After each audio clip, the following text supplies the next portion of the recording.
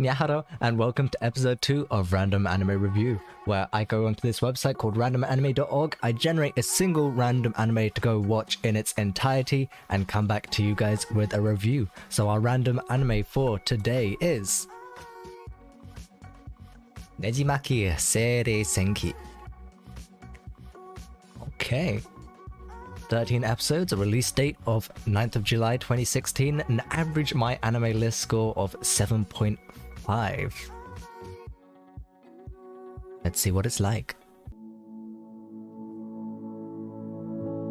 First of all I want to say is that everything I will say won't contain any spoilers or much about the details of the story itself, and this is just all my opinion.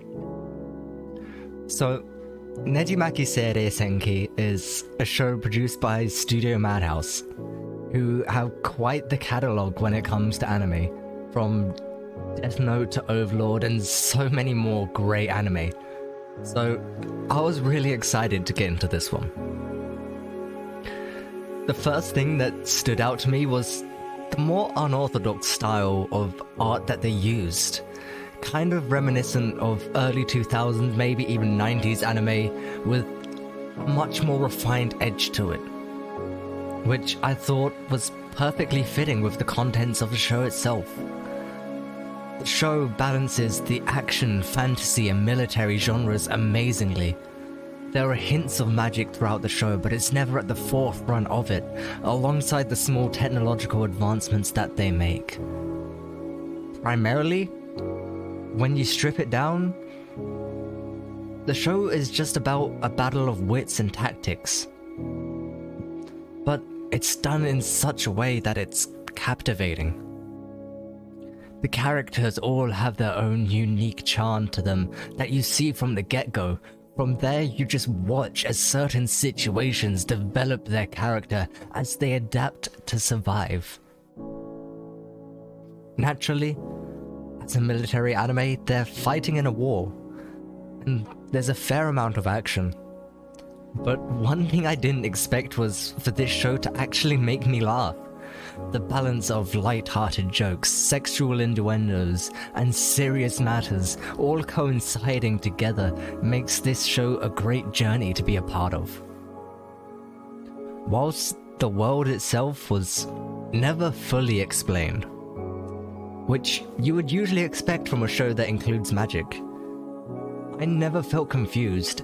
Every situation that arose had an explanation to it, whether it was before it happened or after the fact. When it came to the more serious and political points of the show, they passed by fairly quickly. But that didn't take away from the tension that they built up.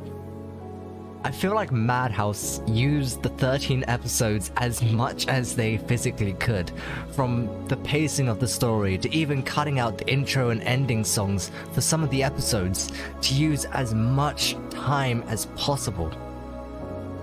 Speaking of the opening and ending songs, they're both very hard to skip in my opinion.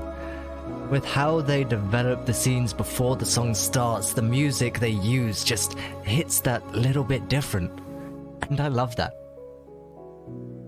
In the end, I'm surprised I haven't heard much about this show.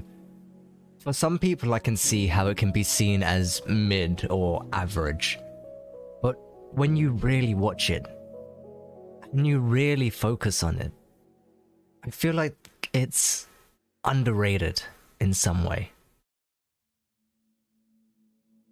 Out of 10, I'd probably score the show an 8.5, and would highly recommend, if you like the more military style anime out there, to definitely go and give this one a watch.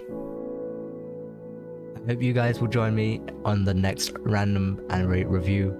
Remember to like and subscribe, and I'll see you next time. Janya!